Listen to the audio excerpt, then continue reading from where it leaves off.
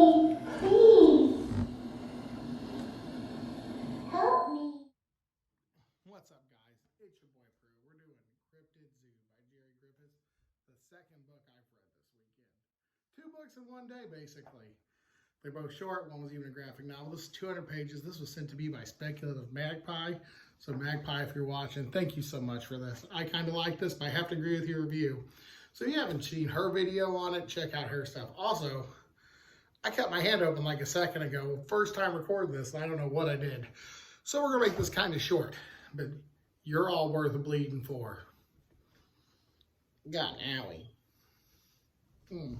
Okay, so one of my favorite stories of all time, favorite book, favorite movies is Jurassic Park. I have a Jurassic Park tattoo. So when someone told me there's a book, it's Jurassic Park, but instead of like Triceratops and Tyrannosaurus, it's full of like mythological creatures like the Bigfoot, giant Indian thunderbirds, stuff like that. I thought, oh man, this could be great, because with Jurassic Park, you're kind of cut to a general science. Like, we all know what a T-Rex can do. We all know what a raptor can do. However, we do not know what a giant squid can do. You want to tell me it can throw its things? I'd be down. Bigfoot can hide like camouflage?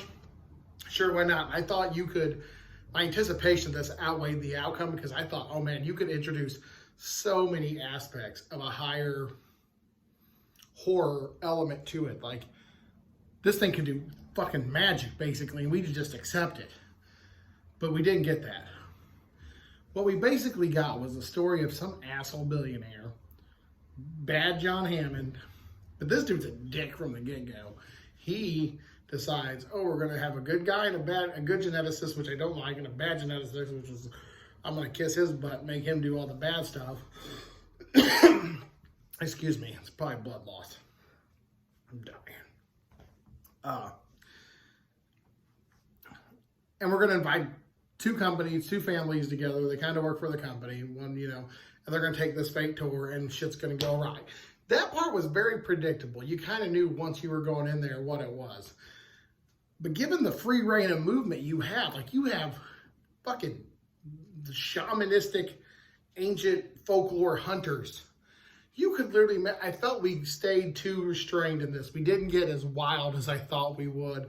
Like, oh, we're going to keep them in a cage because we know what they can do. You could have had fun with this, and I felt like he took a more scientific approach, which in a due course, I do appreciate the actual study and science of cryptids. But in this fictional story, I want him to go buck wild. I want a 1,000-tooth fucking demon lizard ripping through people's faces, or something so scary you rip your own eyes out so you don't see it anymore. I didn't get much of that. I didn't get any of that out of this. But I did get a fun adventure, and the big pull for this was the monsters. In between the monsters, you're talking to the family and the kids and the crap and all their shit they're going through with their life. But you were just like, okay, yeah, got it. You 2 might get divorced. Go ahead. Okay, cool. Let's talk about the giant squid, which is basically the first one you see. And they have sharks and snakes and fucking thunderbirds. But I was really anticipating a better story. It's not a bad story. We're just hoping for better. The writing style, this is the first Gerry Griffith book I ever read. I think it might be fun if we do like a series on this where they get out and shit goes awry. It's not a bad writer. It just wasn't good. Like, he wasn't like, nothing drew me in. I was once told, if the writing doesn't get in the way, it's doing a good job. The writing didn't get in the way. Also, when I stopped to make lunch, I wouldn't have cared if I picked this back up. I was not invested in any part of this at all. But it's cool, full of cool cryptids, and there is some cool scenes. Some of the kids weren't written right. But on a good note, it is a fun adventure. It's not something you see every day. It is a bit of a turn on originality. So I'll appreciate that. But my final score for Cryptid Zoo is a 3 out of 5. There's better books to read. But for its originality, fun concept, I'm going to give Gerry Griffiths an average score of 3 out of 5.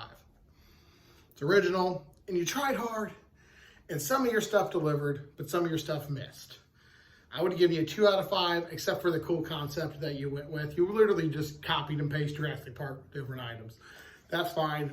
Jurassic Park is the shit. I agree. If I ever, I can't ride, so I would probably do the same mechanic you did. I'd just be like, oh, we're doing a girl at school with psychic powers. Print, that's Carrie. No. The dude at school with psychic powers named Barry. Ha. That's how I would do it. That's why I play to Jurassic Park here. So if you're ever watching this, Jerry Griffiths, book 2, go crazy.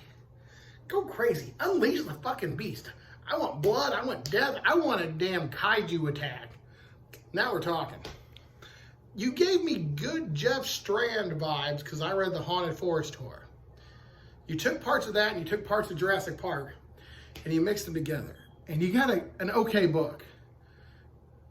I think you could have done better. That was just me. Speculative Mad Pie, thank you for sending me this book. I liked it. And I appreciate you guys for still watching. But 3 out of 5. Not a terrible read. It's short, so that helps. But also, I'm going to forget this book in a few days, and it'll just be on the shelf. Thanks for watching. Deuces. Rocking the tie-dye. Second book in a day, though. That's good reading.